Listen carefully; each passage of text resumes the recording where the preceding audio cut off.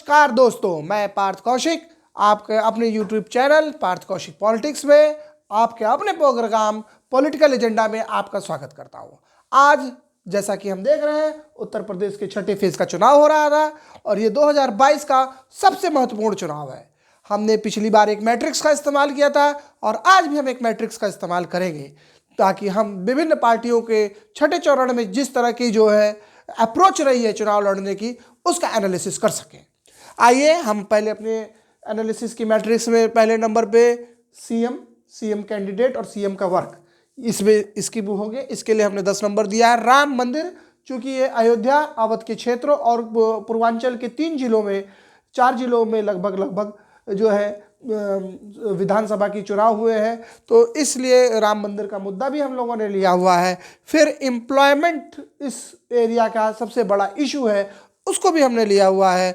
और schedule caste को delivery system, आपने सरकार ने क्या क्या योजना है शेड्यूल कास्ट को देने के लिए, वंचितों पिछड़ों को देने के लिए जो क्या कहते हैं डिलीवरी की है, जिसके बारे में मोदी जी और योगी जी कहते हुए थकते नहीं है, उसका भी एनालिसिस लगेगा। क्योंकि सबसे ज़्यादा वोटिंग परसेंटेज में एक ह्यूज अमाउंट जो है इसी क्लास का इन क्षेत्रों में मिलेगा। अब आइए हमारी पॉलिटिकल पार्टी जो इस क्षेत्र में बहुत ज़्यादा उन्नति और तरक्की के साथ लड़ने की कोशिश कर रही है, ये इंडियन नेशनल कांग्रेस है, ये भारतीय जनता पार्टी प्लस है, समाजवादी प्लस है, बसपा प्लस है, आम आदमी पार्टी प्लस है। आम आदमी पार्टी का तो उतना नहीं है, लेकिन जो मुख्य शहर क्षेत्र हैं उनमें आम आदमी पार्टी की पकड़ हुई है। थोड़े कस्बों में भी आम आदमी पार्टी की पकड़ हुई है और इस तरह से हम एनालिसिस को देखते हैं।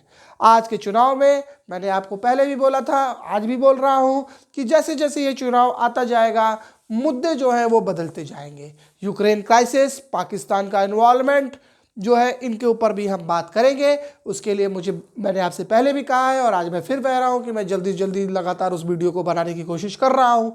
एनालिसिस मेरा कंप्लीट हो गया है, कल या परसों तक वो वीडियो भी आपको अवेलेबल हो जाएगा, जिसमें हम एनालिसिस करेंगे कि what is the world agenda in UP politics.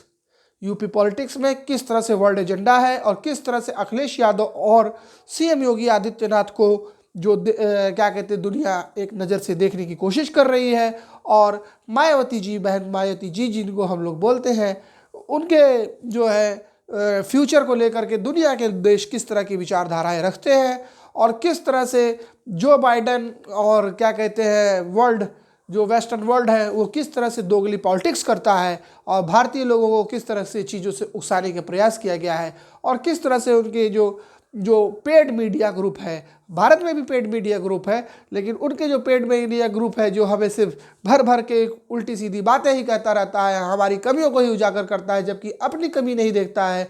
जो काम बातचीत से हल हो सकता था उसके लिए युद्ध जैसे हालात पैदा कर देता है। हमारा देश इसीलिए महान है क्योंकि यहाँ पर सभी चीज़ों के लिए डाइवर्सिफाइड होता है, डाइवर्सिफिकेशन है। सभी लोग अपनी बातें रखते हैं, सभी लोग चुनाव लड़ते हैं, 5 साल का डेमोक्रेसी का चुनाव होता है, और चाहे आप कितने भी बड़े नेता हो, आपको इस चुनाव से जूझना ही पड़ता है। और यही हमारी लोकतंत्र की और सबसे बड़ी बात है, गणतंत्र की मजबूती है। बहुत सारे लोग हैं, अभी एक एविडेंस जो है आपको देखने को मिल जाएगा कि ममता बनर्जी को बनारस में काले झंडे फहराए गए। ये वही ममता बनर्जी है जो बंगाल में कहती है कि यूपी वाले भैया जाओ, और आज वो आई है यहाँ पर अपना झंडा बुलंद करने, और वो भी किसके सामने, प्राइम मिनिस्टर मोदी के सामने। मोदी आपकी तरह नहीं है, मोदी आपकी तरह बात नहीं करता है, मोदी अपनी जिम्मेदारियों से नहीं भागता है, आप लोग जिम्मेदारियों से भागते हैं, और इसको कहने में मुझे कोई गुरेज नहीं है। जिस तरह से मतुआ समुदाय के लोगों के ऊपर अत्याचार हुए हैं और सोशल मीडिया में उनका किस तरह से बहिष्कार किया गया और किस एक जाति और धर्म विशेष के लोगों ने उनके ऊपर अत्याचार किया, ये किसी से छुपा नहीं है।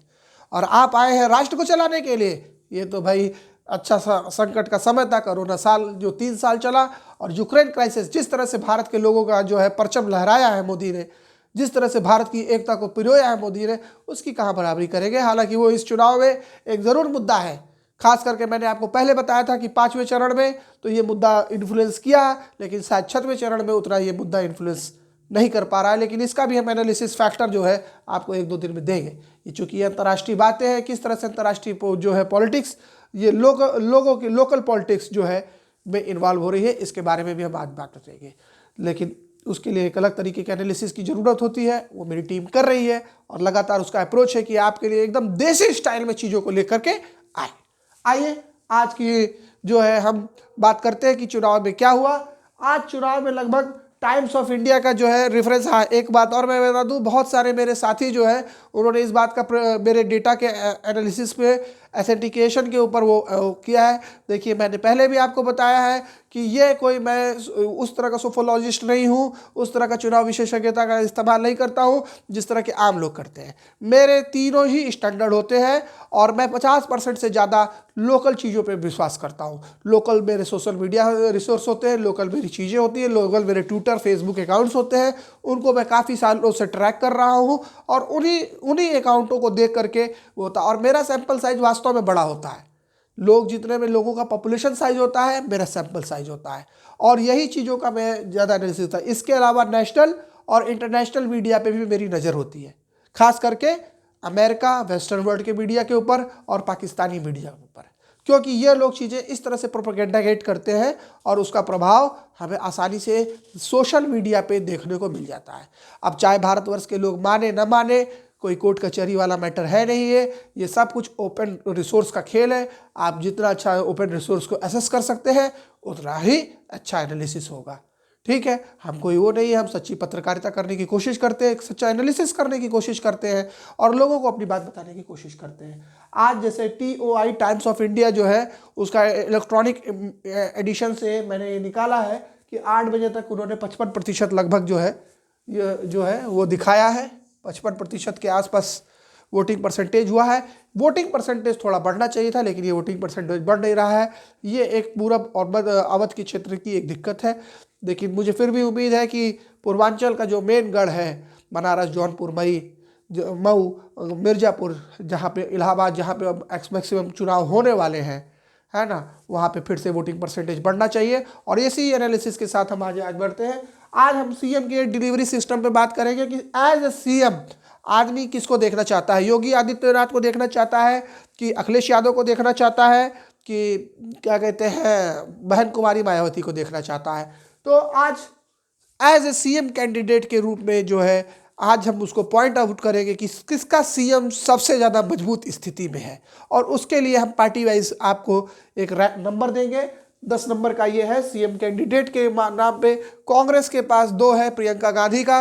प्रियंका गांधी को लोग CM के रूप में उतना एक्सेप्टेंस वैल्यू उसका कम है, क्योंकि कांग्रेस की ग्राउंड रियलिटी थोड़ी सी दिक्कत हुई है, हिजाब कंट्रोवर्सी, और उसके पहले 2-3 चरणों में कांग्रेस पार्टी को जरूर फायदा हुआ था, लेकिन अब कांग्रेस पार्टी का ग्राफ धीरे धीरे कब हो रहा है। जिस तरह से हिजाब कंट्रोवर्सी हुई और बड़े बड़े वकील जो कांग्रेस पार्टी से बिलोंग करते हैं जिस तरह से जाकर के सुप्रीम कोर्ट में गुहार लगा रहे हैं कि जल्दी से मुकदमा सुप्रीम कोर्ट लाए, जिससे इससे कांग्रेस पार्टी को हिंदुओं के वोट के प्रति से जो है एक तरह से अछूता बनाने की कोशिश की गई है। लेकिन अब देखते हैं कि आगे क्या होगा। लेकिन CM कैंडिडेट के रूप में प्रियंका गांधी को ज़्यादा तवज्जो नहीं दी गई है। वही योगी आदित्यनाथ को एज ए CM कैंडिडेट जो है पसंद किया जा रहा है। 10 में से 7 बीजेपी में, और भी 2-3 CM कैंडिडेट के चेहरे हैं। ये हम इलेक्शन जब कंप्लीट हो जाएगा तो उसके बारे में एक जो है उसकी भी मैंने एक रिपोर्ट तैयार कर ली है ऑन द पेपर। अब उसको जल्दी से इस एक मैट्रिक्स चार्ट के रूप में आपको दिखाऊंगा। समाजवादी पार्टी के रूप में अखिलेश यादव का ग्राफ जो है वो 10 में से 10 है, और बहुत सारे लोग जो उनको पसंद करते हैं चाहे नहीं पसंद करते हैं, फिर भी अखिलेश यादव को 10 में से 10 की कोशिश करती है। यहाँ पर भी आप कुछ कह नहीं सकते। मायावती उतनी एनर्जेटिक तरीके से वो लड़ती रही, उनका एक अलग तरीका है, वो संगठन के हिसाब से लड़ती है और उनका एक अलग सिस्टम है। वो अंडरडॉग पार्टी की तरफ से होता है।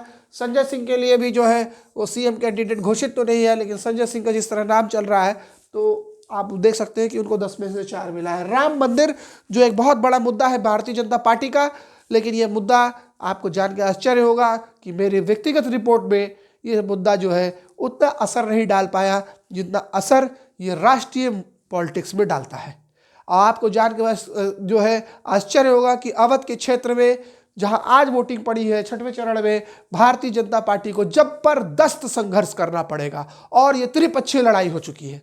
आपको जान के वो होगा कि 5वें फेज में भी थोड़ी त्रिपक्षीय लड़ाई थी, लेकिन 6वें फेज में राम मंदिर के इलाके में प्रभुत्व वाली राम मंदिर वाली जो सीटें रही हैं उनमें जो है त्रिपक्षीय लड़ाई होगी और ये जान करके आपको बहुत आश्चर्य होगा।